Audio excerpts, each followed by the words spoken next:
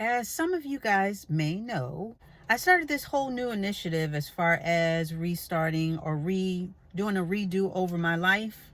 Just upping my game with regard to a lot of things, improving the state of my hair, my skin, fine-tuning my wardrobe. I call this initiative Dolce 2.0. So it's me, but just better. So in addition to all these things that I'm doing, I'm also exercising, which for me, I love to walk. Over the past couple of years, I haven't been walking quite as much. So I started that back up. And I, like many people, I like to walk to music. Now on Pandora, I have a whole mixture of things that I listen to. I mean, I listen to hippity hoppity, R&B, pop, all sorts of things. And I don't really have a set playlist, especially now for my walking, because I just started. And I didn't even think of that ahead of time. So I'm just letting Pandora do its thing. It's just playing the music that I've sort of, curated over the past couple of years. And then what happens is Pandora plays things that are adjacent to the music that you choose. So either another song by the artist or another artist that is similar in genre or, style or whatever. So I started playing this song by, I don't even remember, but it wasn't my type of song to be listening to, needless to say. So I found myself, slowing my pace so I could shuffle through this Pandora thing. But I remembered my sister mentioning John P. Keys. John P. Key is a gospel artist. So that's what I did. I picked him out and started playing it. And I got my walk on. I got my glory, my praise, and my walk on.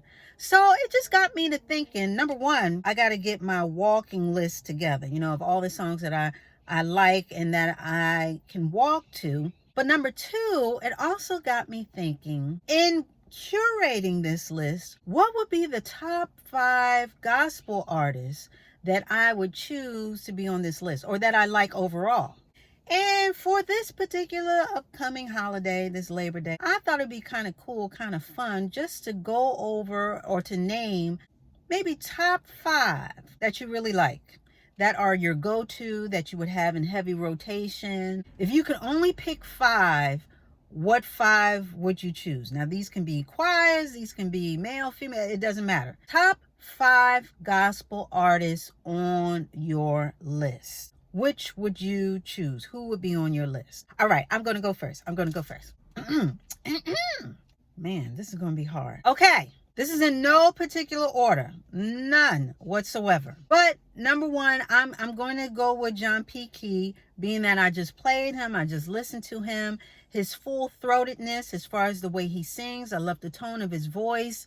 And his songs are crack-a-lackin'. His songs really uplift, as most gospel music does, but I really like him. I really like his songs, his voice, his message, yada yada yada. So I'm going to put John P. Key as the first person that I named. So moving right along, number 2, and again, this is not in order, but number 2, I would say Yolanda Adams.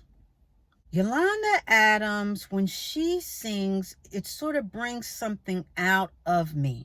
It's like her vocal range and her vocal prowess is amazing. It's absolutely amazing. And to hear her backstory, how she used to be a teacher, I don't think she ever really had aspirations to be a singer. I could be wrong, but I know that she started off as a teacher, and to now be this singer, this well-known gospel singer, you just know that there was a calling on her life to do what she is doing right now. I mean, some of her songs touch me in such a way that it leaves me a little verklempt. You ever get a song that you hear and you just feel like it is speaking to you, it's just pulling on your spirit and just giving you everything that you need, as far as her delivery and the message in the songs and how she is just wrapping it up in her own interpretation of it vocally, the way she sings it, the way she delivers it. I mean, she's a powerhouse. She is really anointed. She is in the pocket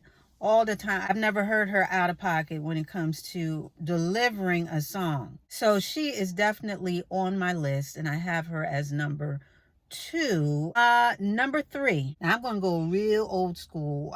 A lot of these people are old school, but this is real old school. This particular artist used to play with or play for, I believe, the Rolling Stones before he got into gospel. And who knew, because I didn't know as a kid, because I only knew him as a gospel artist, but who knew that he was the same dude that was singing Nothing from Nothing Leaves Nothing? I am speaking of none other than Billy Preston. Now, what y'all know about Billy Preston? Come on, y'all. He is not only a virtuoso as far as the keys, he was very talented key player.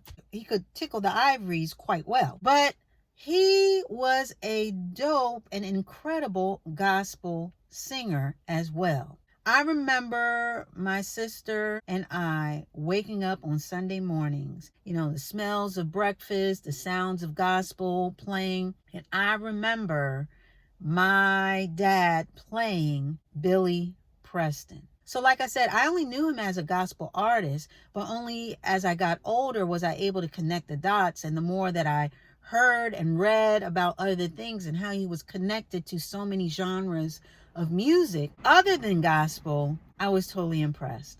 Even as a kid, he was one of my favorite gospel artists because I loved his voice. So he is definitely on my list. Billy Preston, if you never heard of him, you need to look him up. He is quite the journeyman as far as touching different genres and being a master of them all. Oh my gosh, we are already at 4 and I can already think of like 5 more people, but I'm going to try and keep this list condensed and we may revisit this. But number 4, I gotta say, is a group. It's a family group and it's a majority of men. Now there are a lot of groups that can sort of fit in that category, but I'm gonna cut the suspense. I am speaking of none other than the Winans. Woo! There are so many songs in their catalog that I can pick and choose from. One that immediately comes to mind is Soon. I think it's called Soon. Every time I hear that song, it just does something for me. Needless to say, that whole family is absolutely blessed. I mean, they are blessed with the gift of song. They are another gospel group that I was introduced to when I was a kid. When I was a kid, it was all about the Winans, Billy Preston, Shirley Caesar. Oh my God, Shirley Caesar. But yeah, with the Winans, the voices, the harmonies, the soul that they inject into every song. It is a whole mood. It is a whole gospel mood. And besides the Winans, because you can't just end with the male group, the Winans, because you also got BB and CC Winans. They made their own lane as far as contemporary gospel, not only as a duo, but also as solo artists. But wait, there's more. You can't even stop at BB and CC. Honey, you got Vicky Winans too. And all of them are bringing the ruckus. They truly have a gospel music legacy and are well known in the industry, and there's no need to question why. And with so many iterations within that namesake, you know that there is a calling on that family. To have everybody, just about everybody in your family be able to sing, that's an anointing. That is divine. So I had to put the Winans on the list. And speaking of have-tos, must-haves, go-tos, staples, speaking of families, I'm just going to say it out loud. No list is complete if this next group is not on there. There's no back and forth about it. We're not arguing about it. There's not even a question. If you grew up in a Kojic church, like I did, Kojic meaning Church of God in Christ, if you are of that fabric, you're under that spectrum of churches, you probably have met them in person a time or two. All the way back to the matriarch of the family, my mom told me that Sister Hattie used to come to our church in Philadelphia, or she's been there once, and she directed the choir that we were in. Now, I was an itty bitty, so I don't even remember that. But suffice it to say, this group is well known within the walls of Kojic and beyond. Their songs have been sampled by secular artists. Their vocal styles have been imitated by many secular artists, including Faith Evans, who she said, yes, when I heard her voice, I wanted to sing like her, one of the members of the group. These women are legends. This group is legendary. And again, even if you've never heard gospel or their gospel songs, you have heard their influence throughout the music industry, whether you know it or not. I am speaking of none other than the Clark sisters. I mean, what can I say about the Clark sisters that hasn't already been said? Each and every sister, first of all, can sing. No, I'm wrong. I didn't say that right. Each and every sister can sing. They don't just sing. They don't just sing. They sang, okay? And when I tell you that their harmonies, and when Twinkie gets on, Twinkie, she's sort of the maestro of the sister group, and there's 4 of them officially. And Twinkie, she does a lot of the writing, or did a lot of the writing as far as for the Clark sisters.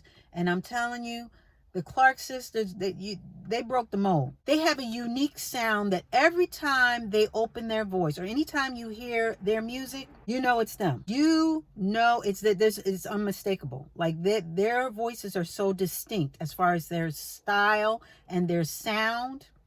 Impeccable. Range, stratospheric. They are vocal virtuosos that not only sound good together, but also can stand alone and blow the roof off on their own. I do remember meeting Twinkie when she did come to our church, and she played the organ, because that's what she plays. She plays the organ, and she's tickling the keys, and she is just giving everything. And to see her in person and have her perform, I mean, the whole church was on its feet. Like nobody was sitting. That I do remember. I was a little older itty bitty, so I could remember that one. I remember that visit. But yeah, their voices are absolutely amazing. I mean, Dorinda and Karen Clark Sheard, forget about it. Like I said, Faith Evans, she said herself that she basically patterned her style after Karen Clark Sheard.